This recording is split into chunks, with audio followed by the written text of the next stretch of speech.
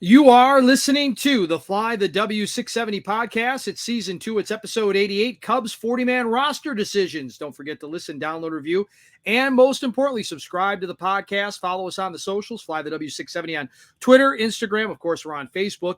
And email us at flythew670@gmail.com. Crawly, happy Thursday. Yep, we're getting close to the weekend, and it's just been an exciting offseason for the Cubs. You know, it's been a while since the Cubs have been so mentioned so much in all the rumors. I love it. Oh my gosh. I mean, every second you have to be just glued to Twitter these days to make sure you don't miss anything. Absolutely. And you know what? That's how it was for a while. Remember in 16, 17, 18, 15, all that. It was just a blast. You're like, okay, the Cubs were in on everybody. And that's how it feels now. And so I'm feeling good. I love this. Yeah, great time of year. But, last time we were on, we talked about how there's a lot of dates coming up on the calendar that are going to be important for Cub fans to realize. And two of those big events happened on Tuesday. Tuesday was the deadline for players who received qualifying offers, and they had to reject them by 3 p.m. So 7 players this season received the $20 million qualifying offer, and all 7 rejected it, of course, and now they are in the free agent pool. That was Cody Bellinger, the Cubs, Shohei Ohtani from the Angels, Josh Hader and Cy Young Award winner Blake Snell from the Padres, Aaron Nola, Sonny Gray is an interesting name that's back up, and then Matt Chapman, third baseman, are all officially free agents. So the Cubs will receive a compensatory pick for Bellinger, but, I think it was pretty much a sure thing that none of those guys were going to accept. No shot. No shot. There's way too much money involved here, Crawly. There's no shot they were going to accept those kind of deals. Yeah, and so that was the first deadline. The second one is not going to get as much attention, but it's important as well. And that's on Tuesday, teams had to add eligible minor leaguers to their 40-man rosters or risk losing them in the Rule 5 draft. So on Tuesday at 5 p.m., all the teams had to say who they were going to protect on the 40-man rosters. So, Dustin, the way this works is that college players drafted no later than 2020 and high school players drafted no later than 2019 are Rule 5 draft eligible this year, as well as players signed internationally no later than 2019.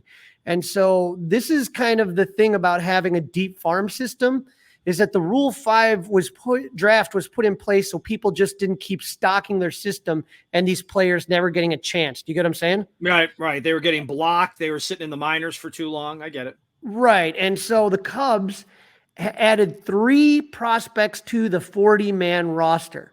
That was number 12 prospect Michael Arias. And that kid is throwing 99. I saw him throw 99. Saw him throw 100 miles per hour in Myrtle Beach.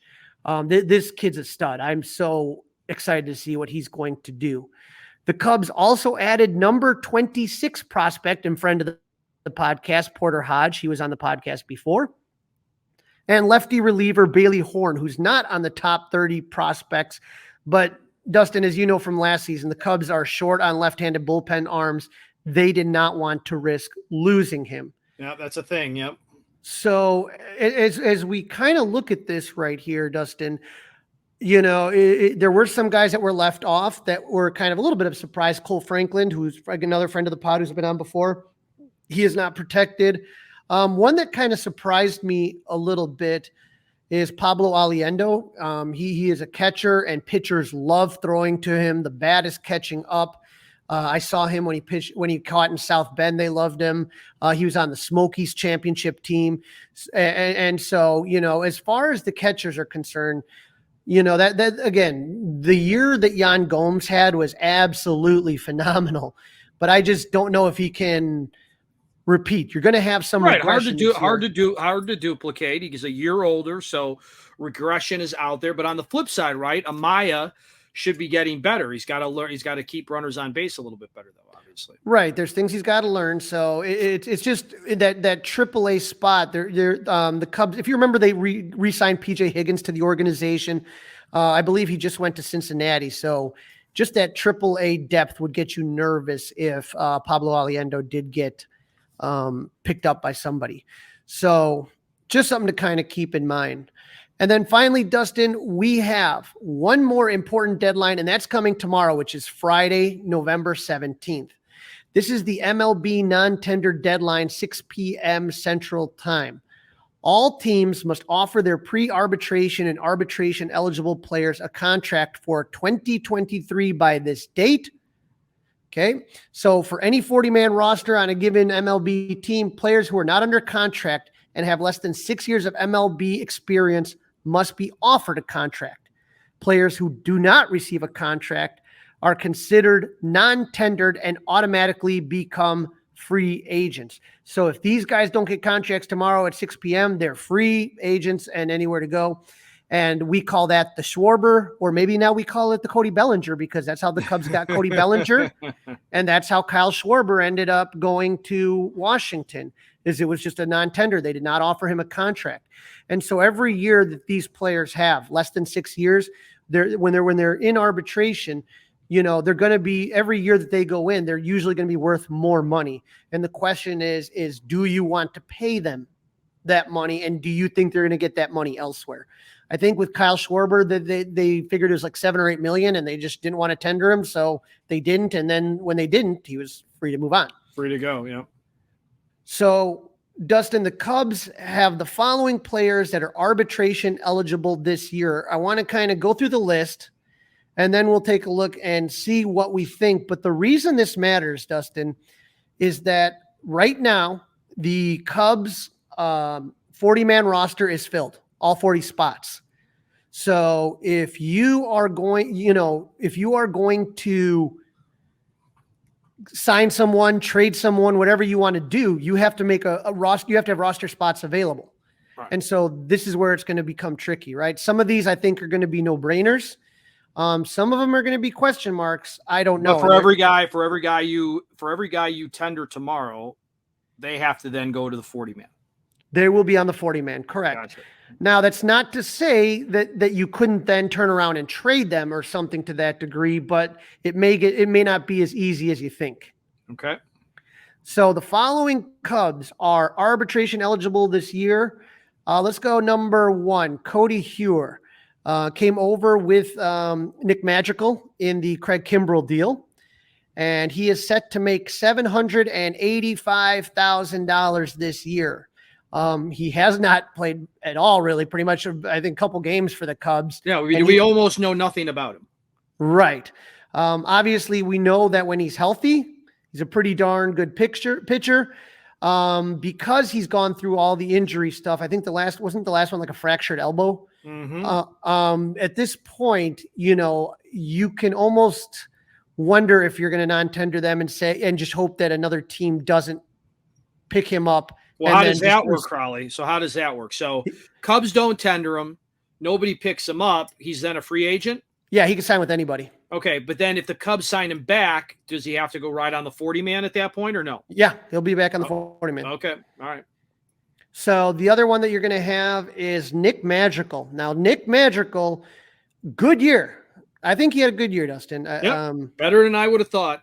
I have to give him credit. Better than I thought. I did not think there was any way he could play the third base he played last year. And the other thing is that when he came back from Iowa, and this, again, I hate to keep saying his name, John Maley, but when he came back from Iowa, he was a different hitter. And as you said, his third base was very serviceable. So then you have a guy there that can play second or third. He's going to be set to make about $1.9 million. And so that is someone that, it's not a ton of money. It seems like a bargain, right? I mean, utility guys, right? I mean, it seems like pretty manageable. Right. You're trying to fill out your bench here. And so, for $1.9 million, you get a second baseman and a shortstop. And if you truly, truly want to, you can end up trading him, right? So that it could still be a trade piece. That's not a problem there. Mike Tauchman, we talked about how when he was clicking in July in the summer, that was really something that helped the Cubs a lot. Because you allowed Cody Bellinger to play first. Tauchman played center. He is set to make $2 million this year. So if the Cubs want to tender him, I take him for my fourth outfielder, right? Yeah, I think so. I think the fact that he was the starting outfielder was the problem. After a certain amount of games, he's going to struggle. He's not an everyday player, but as a fourth outfielder and give a guy a rest, absolutely. I don't have a problem with that. The next guy on our list is Nick Birdie. He's not a kid anymore. He's 31, 32. The walks have always kind of been an issue. The appendix was an issue. And so, he is set to make $800K, which is not a lot. He's a guy that can really throw it up there. You're looking for guys that can miss bats, and Nick Birdie would be one of those guys. It's just a question of control with him. Julian Merriweather set to make $1.3 million. He is a guy that, was put on waivers and the Cubs picked him up last year. I think we both thought that he did pretty well. Yeah, I like him a lot. I wonder what the pitching lab thinks of him. I wonder what Craig Counsell thinks of him. Now, the next one is where we start getting real tricky, Dustin. I think these next four that we're going to have to kind of go down have different aspects to it that make it interesting. Patrick Wisdom, P-Wiz, again, about 31, 32 years old, set to make $2.6 million. If you remember, in like April and early May, that guy was on fire. I think he ended up really close to the lead in home runs. Yeah, he finished probably within one or two. Yep. Right, but it's the strikeouts, which has always kind of been the bugaboo with him. He can crush the ball when he makes contact, but when he doesn't, it's just strikeout. It's just there's no balance at all in that. And if you're going to do that, you have to be hitting like Schwarber type numbers. If you're going to strike out or hit 180, hit 200, and you're going to strike out 200 times, well, then you better be putting up 40, 45 home runs.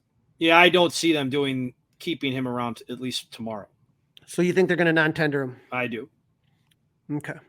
So that is definitely one that we want to kind of watch tomorrow. And again, this is all going down. We'll know by 6 p.m. Central, if not earlier. The next one, Adbert Alzolay. I think that this was a guy. He is set to make 2.5. No brainer. You tender him. Yeah, he's going to get that. He's going to get that contract. And he was, boy, when he was healthy, he was really something. It's just the question now with Adbert has always been health. And this was the first year that they really said, okay, you are a bullpen pitcher. And so that requires a different skill set than pitching every 5 days. You know what I mean? And part of it is being able to be available out of the bullpen, to be able to go 3 to 4 times a week if needed.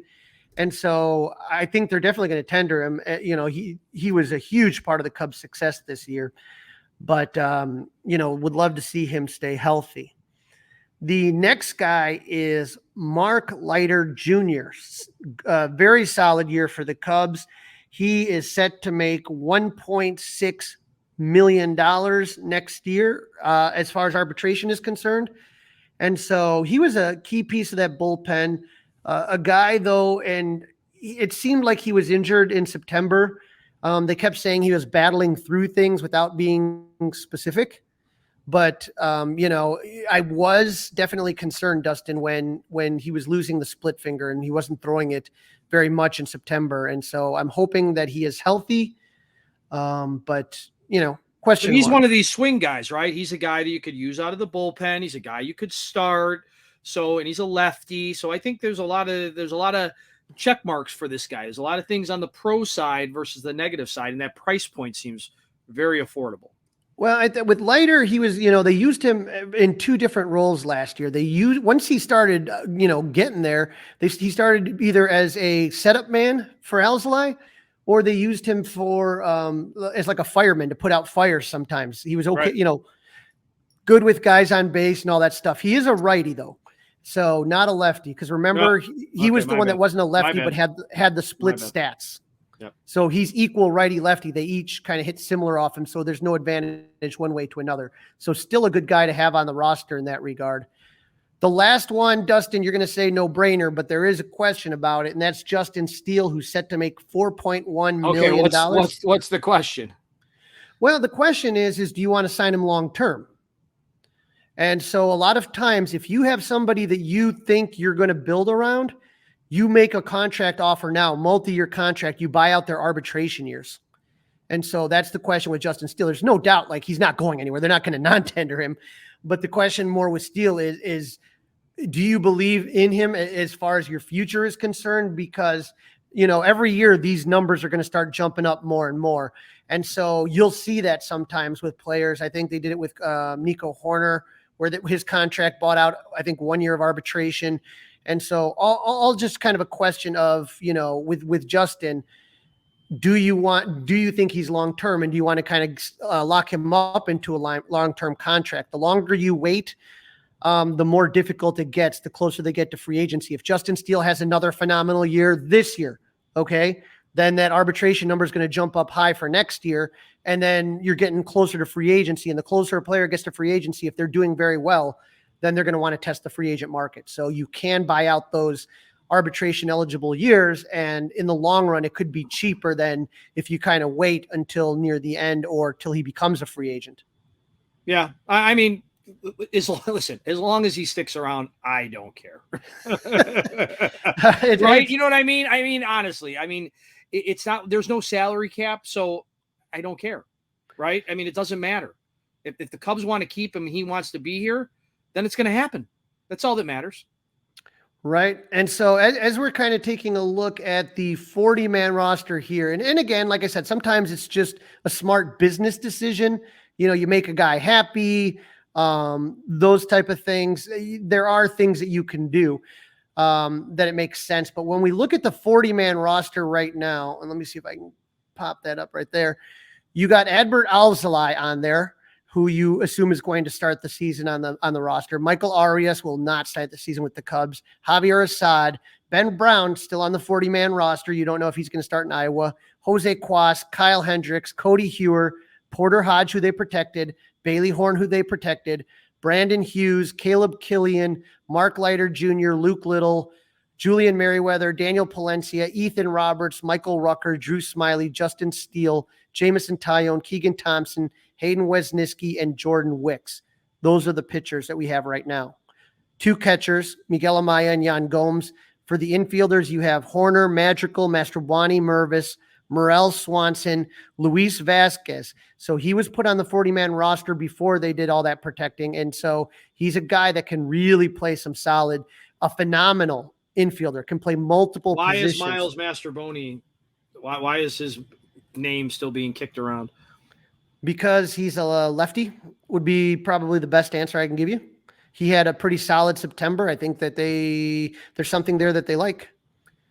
But there's no saying that, again, when you talk about Madrigal, Mastrobuoni, Vasquez, with Vasquez, you could start him. Again, you're just protecting him. So he probably is not going to be on the major league roster to start the season. But again, if you, I guess to me, Crawly, and this gets we're getting really inside baseball here, in my opinion. We're taking a deep dive, but let's keep it simple for the listeners. And I guess for me. Okay. So assuming that you don't sign Justin Steele to a long-term deal by 6:00 tomorrow night. Right. Okay. Well, let's just assume that. Who's coming off? You know what I mean? I'm saying, that's and the then question. Adbert Alzolay. But I'm saying those are the questions that matter to the fans, right? I don't care who's on the 40-man roster on day one.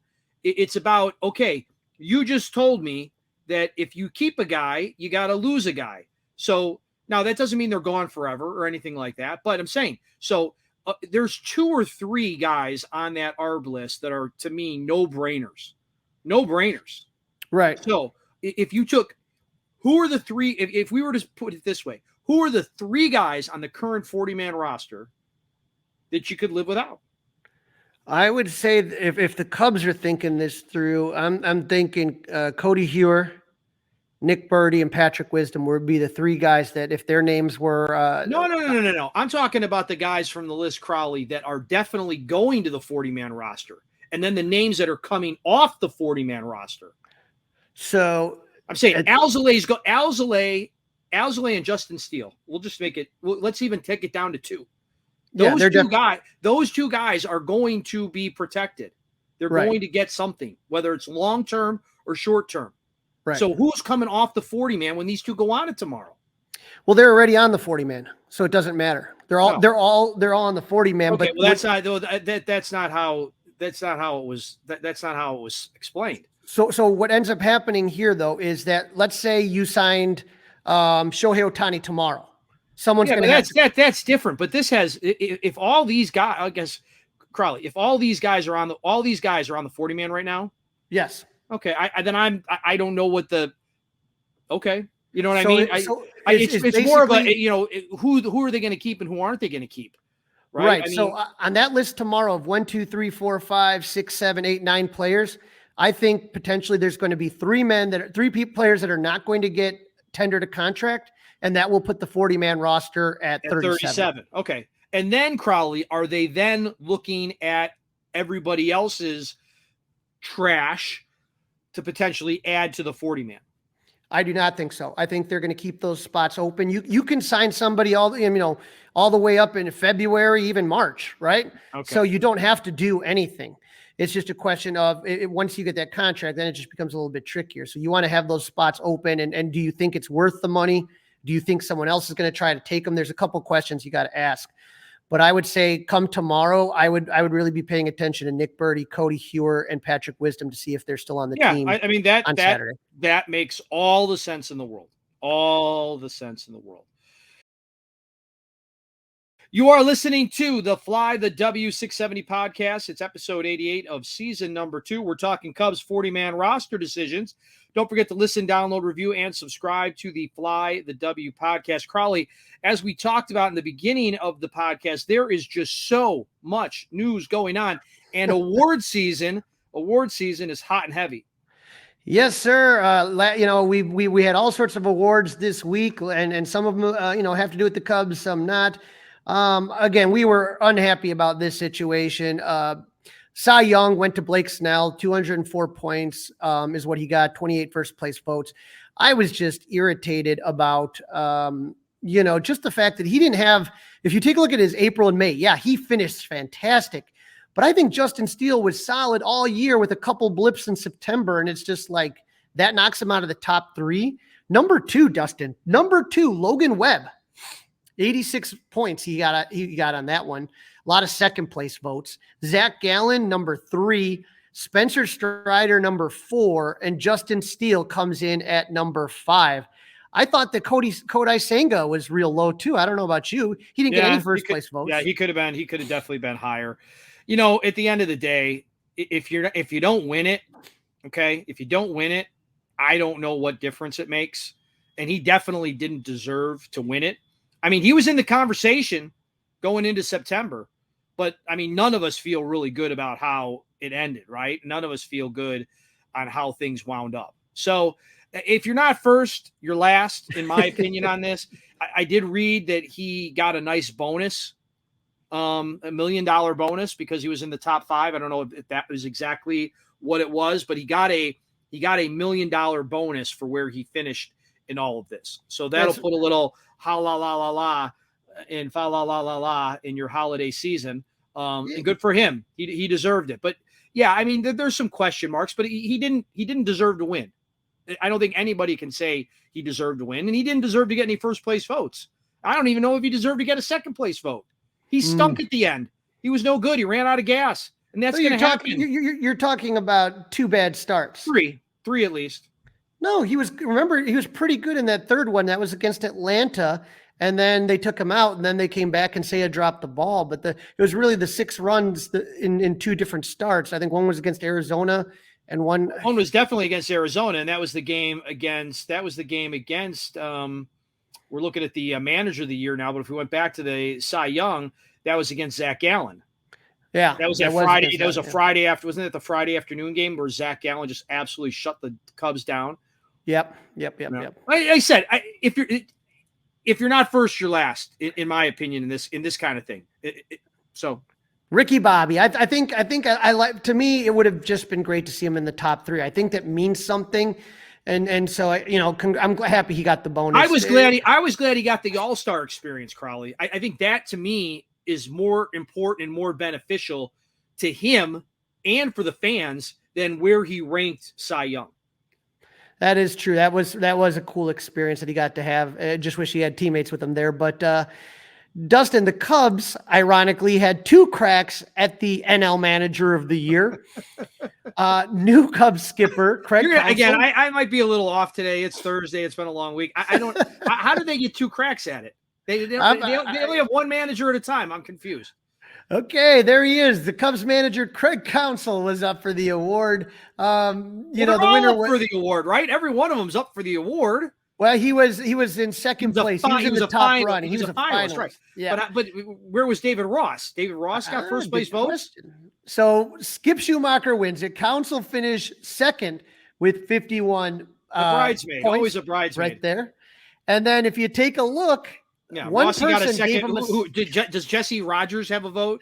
Does Jesse have a vote to help sell the book? I mean, seriously, who's voting on this stuff? Who votes on this? So I'm just telling you, you got Counsell 51, Snicker with the Braves 48, Lavello Diamondbacks 42, Dave Roberts 41, David Bell of the Reds 13. But Craig Counsell would have won it as a Brewer, not as a Cub.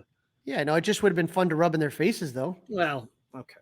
And that's fine. I'm petty sometimes. I've heard. Listen, Crawly. You're not the first person who made that observation. I Nope. still want to know. I still want an investigation on who gave David Ross maybe a third place vote. I could see a third place, but how in the world David Ross got a second place vote? I have no idea. Some other cool Cub connection to Manager of the Year. Former Cubs bench coach and first base coach Brandon Hyde won the AL Manager of the Year for his amazing season with the Orioles. The one that got away. The one that got away. He was a great guy. You knew he wasn't going to sit around being a first base coach forever. I mean, he was too good, and they had Dave. It just wasn't happening. But speaking of Craig Counsell, Ken Rosenthal was the first to report that Craig Counsell's former bench coach Pat Murphy is getting the Brewers job. I know, Dustin, you were a little disappointed about that. Yep, I wanted David Ross to get that job because I wanted. You want to talk about being petty, Crawly? Well, I thought about your idea about David Ross getting that job, and then all of a sudden I started thinking more and more. And Dustin, think about all the jobs that had openings: Brewers, Mets, Guardians, Astros, Giants, Padres, and what's one name you never heard at all? Joe Madden. None. Zero. He said he was interested in the Mets job. I heard nothing about him. And so you want to talk about, stoking the rivalry. I'm surprised. Well, I'm not surprised because the Brewers are cheap. Yeah, I don't know that Joe Madden rolls out of bed for like less than $3 million though. So, but imagine how fun that would have been. Oh boy, that would have been fun. That'd have been spicy. That'd have been spicy. David Ross would have been better though. Now, one good thing though about Pat Murphy staying with the Brewers is that Jesse Rogers is reporting that the entire Brewers coaching staff is returning. So it is more likely we had questions about, guys that we really got to know: hitting coach Dustin Kelly, pitching coach Tommy Hotovy, John Maley's up. They really, that really improves their chance of returning because now he's not grabbing everybody from Milwaukee and bringing them over. Good. Now, speaking of staff being put, a friend of the pod, Andy Martinez, was writing about former Cubs director of pitching special assistant Greg Breslow's move to Boston. And according to his sources, Breslow isn't allowed to take any Cubs front office personnel for a year with him to Boston. And so, talk about petty. I love it. But that is important because it allows. Yes, it's important. Yes, for sure. It allows the Cubs to kind of set up how they want to go. Promotions, and do they want to hire within? Are they looking at somebody outside the organization to take over that role? But you just don't have a huge brain drain in 1 year, and so the hope is that it gives the Cubs time to set up how they want to keep this going. Because I think now there's no secret about how great Craig Breslow was, and so the question is, who's next? Dustin, I think you and I were both big fans of the pitch clock. But Jeff Passan reported that Major League Baseball's competition committee has proposed reducing the pitch clock with runners on base from 20 seconds to 18. Does that seem like a little much, or I don't know, nitpicky? I don't know what the 2 seconds is going to do. Now, Crawly, you know what? Now I'm going to watch a baseball game because they decreased it from 20 to 18. Now, okay, they got me. I'm in. What? I don't get it. I don't understand.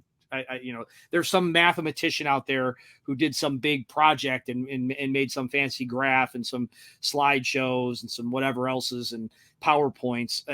Okay. But I mean, Passan and Jesse, major news from the owners' meetings. Oh, okay.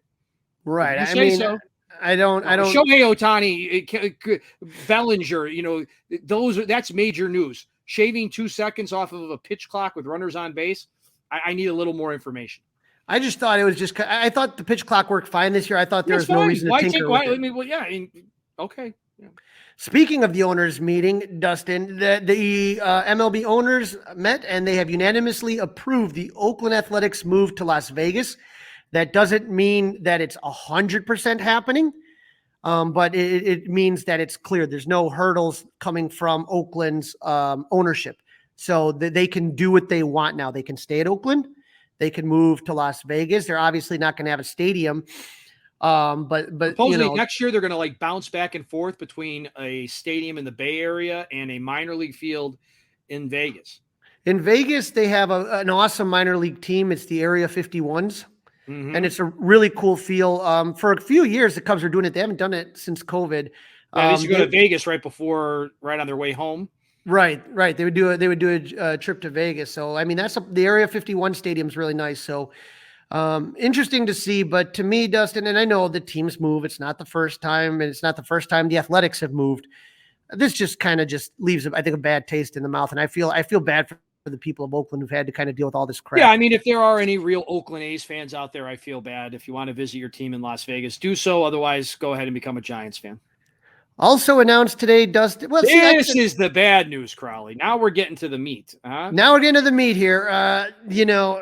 Rob Manfred, my enemy, has awarded the 2025 All-Star Game to the Atlanta Braves. Why is that important for Cubs fans? Because once again, Wrigley Field and Chicago is getting screwed. The last time Wrigley Field had hosted the All-Star Game was in 1990. Last time Atlanta hosted, 2000 at Turner Field. Yes, they got a new ballpark, Crawly. They got a new ballpark. And if anyone had taken a time machine and goes back to 1990, it looks like the Cubs now have a new ballpark. And so the Cubs and the Ricketts ownership has put in a ton of money to renovate that stadium, to renovate the surrounding area, to truly make it a beautiful, beautiful experience. I know not everyone's some people I talk, hey, I miss this dive bar. There's still plenty of dive bars around there. Go to Nisei Lounge. There's plenty, but there's also other things for people around there. And I do not understand how the Cubs get shafted on this one. So now what happens, Dustin? So 2024, we already knew that the All-Star Game was going to be in Globe Life Field in Texas, new stadium there. 2025, now in Atlanta, they have a new stadium. And 2026 is going to be in Philadelphia for the, 250-year anniversary of 1776. And so the next time Wrigley Field will have an opportunity to host an All-Star Game, 2027. What is Rob Manfred doing? Does this have to do with the fact that the city didn't pay for the renovations?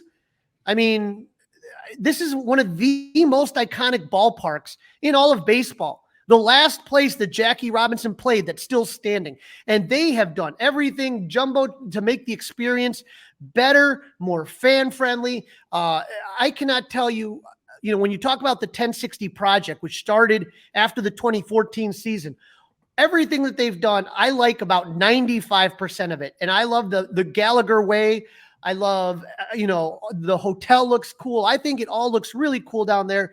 And it's just truly a shame that Chicago has to wait now, another 3-4 years to potentially get an All-Star Game? Come on. Well, I hope that at some point that Manfred is going to answer questions and somebody's going to ask him, bottom line, how do you come up with these decisions?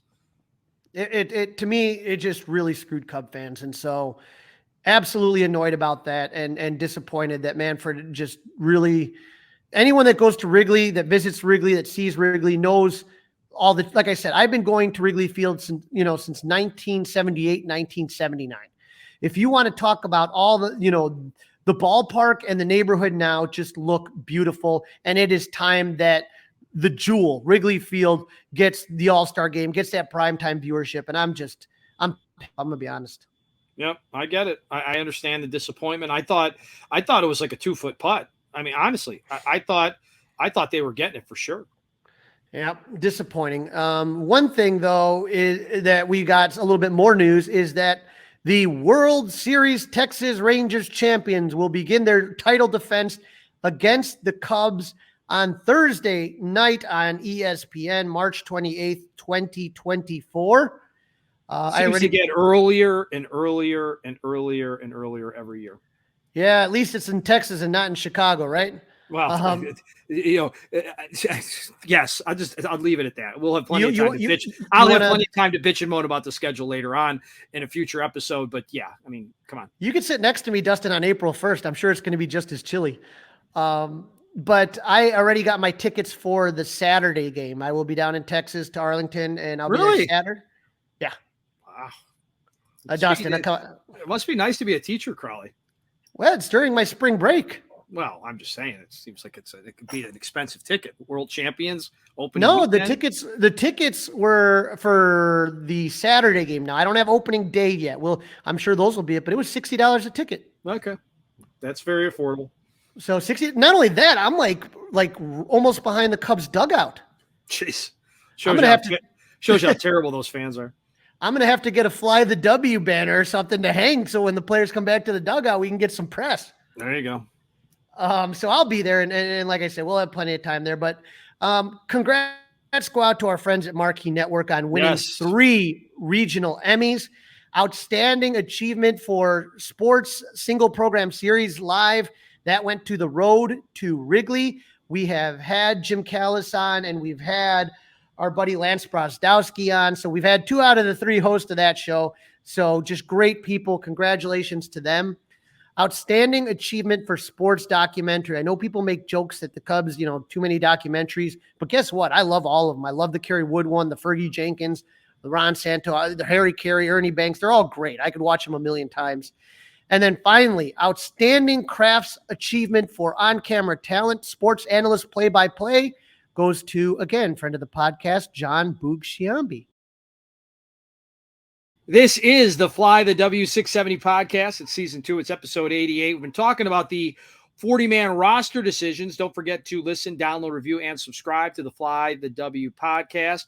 Are you like Crawly? You're going through baseball withdrawals? Well, in this new segment we've got cooking for you, we're going to help you fill up your social calendar with Cubs events this weekend. The Chicago Sports Spectacular coming to the Rosemont area with tons of memorabilia, autograph opportunities for Cub fans and sports fans in general. Don't forget to check it out.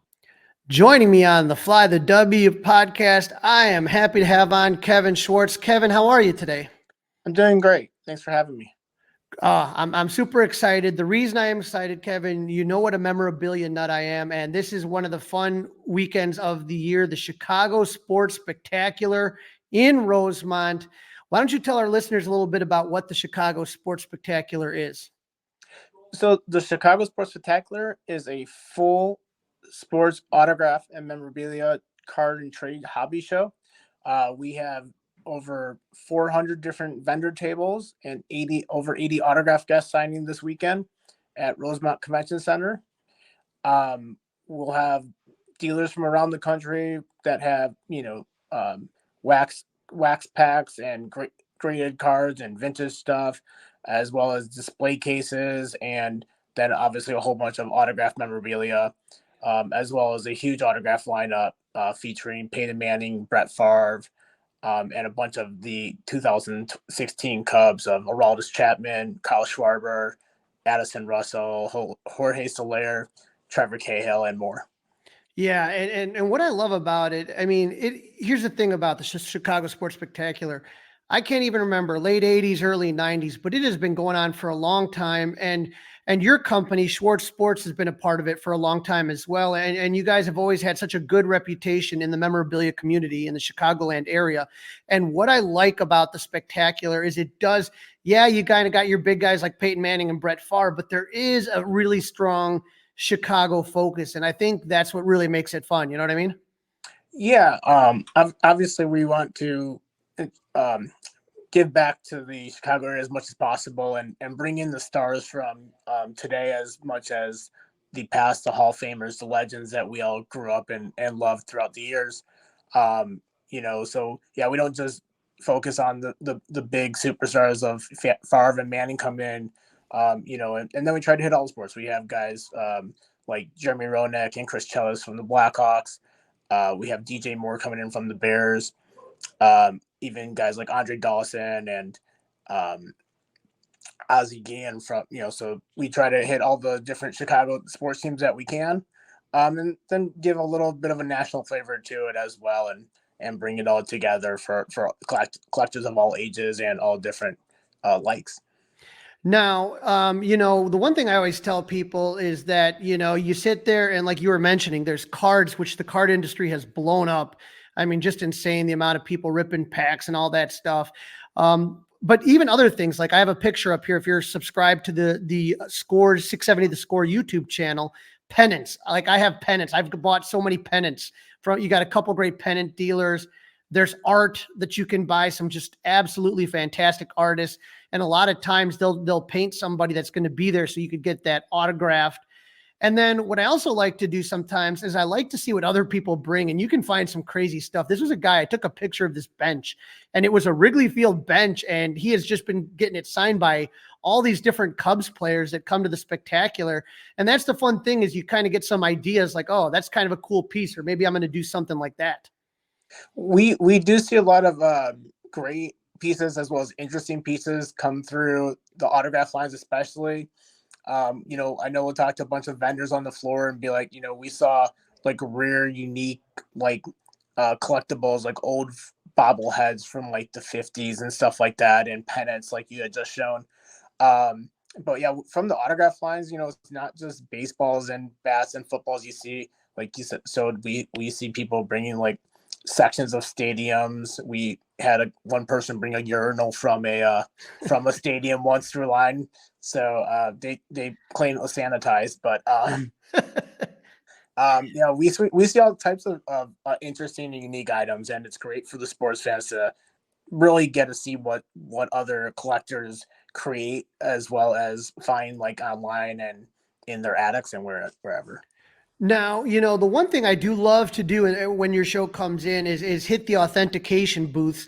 For people that don't know, there is a lot of, unfortunately, fake vendors out there with eBay and stuff like that. That's why it's cool to go to a show like this, is you're getting the legit stuff. Same with, guys that have good reputations like Schwartz Sports. But I always go either to PSA, JSA, Beckett. They're all there.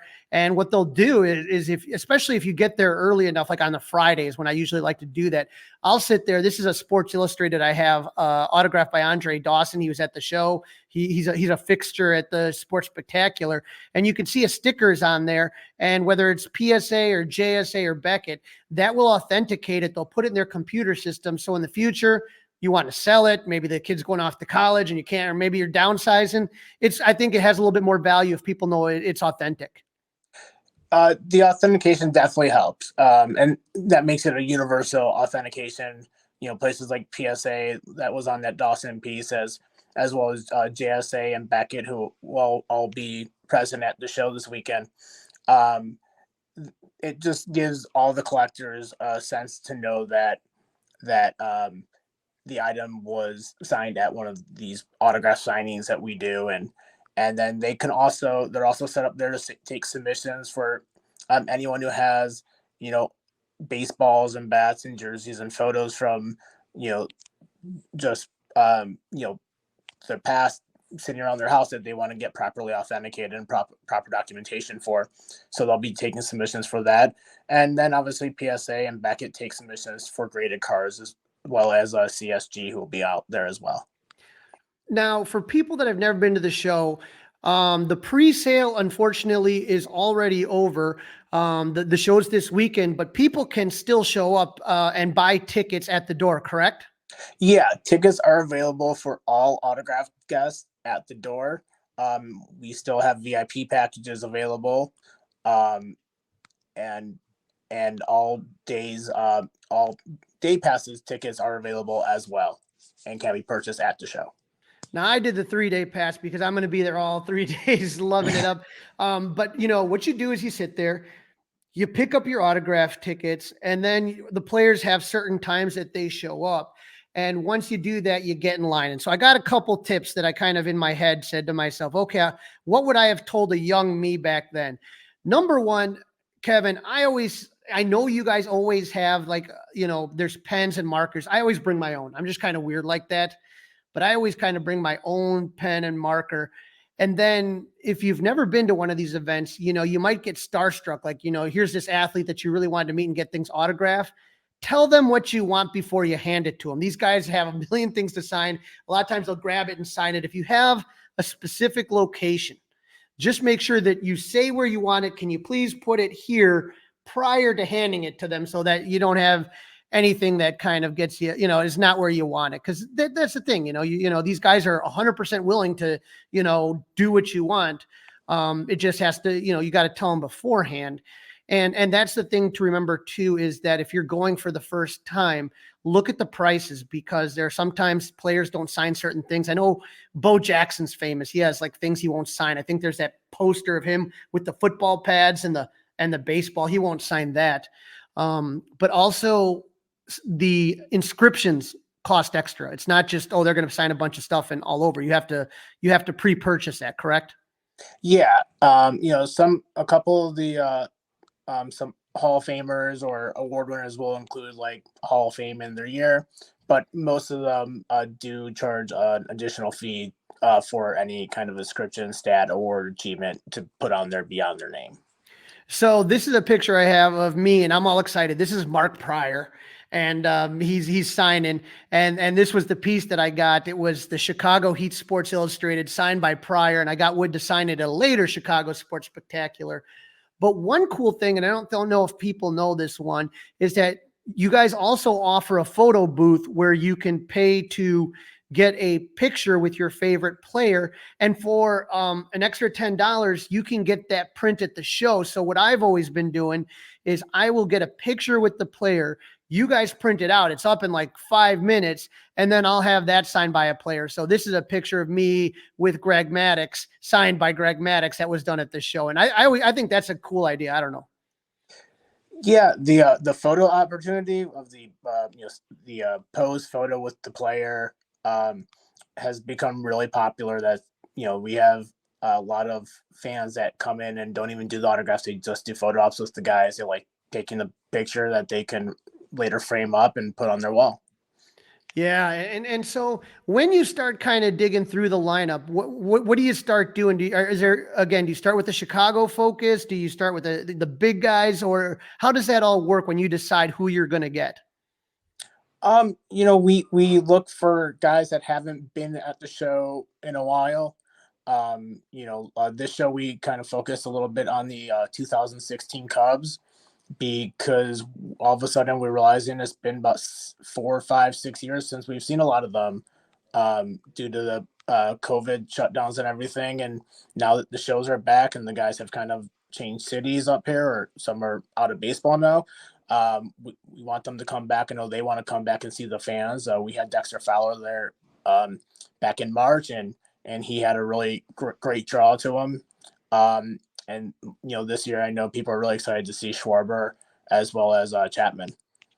Yeah, and so I'm looking at the lineup, and that's the fun thing, is when all of a sudden on your Facebook page for the Chicago Sports Spectacular, when all of a sudden I see that the lineup's coming out, I'm one of those guys that sits there and says, "John Lackey, please," or whatever. But I just get so excited to see who could possibly be showing up. And so this year, for a Cub fan like me, like I said, I'm going to go first thing on Friday, and I'm getting a picture with Andre Dawson. I'm going to have him sign it. And I got to ask you, Kyle, or Kevin, when it comes down to this, is there a better autograph in the entire game than Andre Dawson? Well, Andre is a great friend of the show, and he loves coming out and seeing the fans, and we love having him there. I've worked with Andre for many years. So I know the fans always really appreciate him, and he's just so graceful to everybody. But he's definitely up in that upper tier, in that A list of of guys for the Chicago area. Because here's the thing, some guys scribble. Like if you look at Greg Maddox's autograph, I have no idea what that is. It's some lines. Andre Dawson is like calligraphy, man. That's beauty and art. Also on Friday is going to be Bill Madlock, 70s batting champ. That was a huge mistake by the Cubs ever letting that guy go, but he's great to have around. And then, Billy Williams, when you talk about Billy Williams, he really is the figurehead of this organization. And to have Billy coming from 6:30 to 7:30 on Friday, I mean, that is just, I'm glad that he's back to doing shows. It had been, like you said, been a while that, he kind of didn't. And now that he's back, I'm just so thrilled. And he's another guy that just has a great autograph. On Saturday, Jorge Soler. I go to every signing I can. I can only remember him doing one signing after the World Series, and that was it. So for people that are trying to get World Series pieces done, I mean, that's a huge get. And also for the Atlanta fans, people kind of forget that these guys are heroes other places as well. Yeah, Soler, we've been getting a lot of mixed crossover on him. We forget that he's the World Series MVP for the Braves.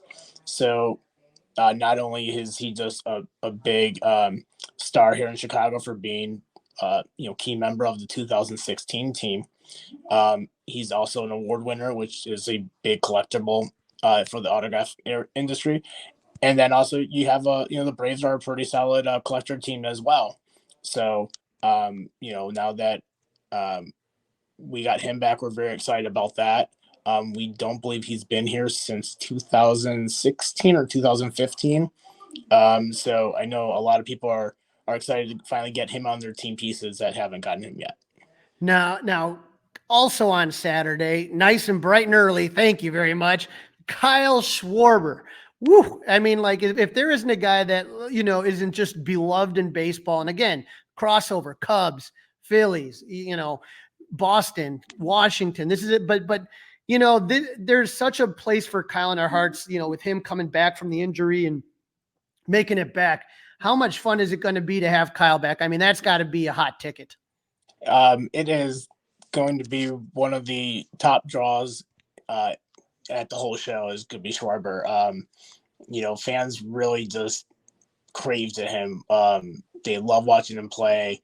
He's always been real great with the community and everything like that. So I know everyone's coming out early for him, but I know they're going to be excited to see him, and he's always really great with the fans and everything. So absolutely. And then on Sunday, Aroldis Chapman making his return, and not only that, Texas won the World Series. So for all the Rangers fans out there, and then also Addison Russell, who has not been around for a while. So getting and Trevor Cahill. So Sunday's kind of a day that there's just a lot of players that just have not signed, like you said, in a very long time around here. Yeah. And that's what we strive for, to try and find the guys who have kind of been missing for a little bit. Like Trevor Cahill, this will be his first time at the Chicago Sports Spectacular show.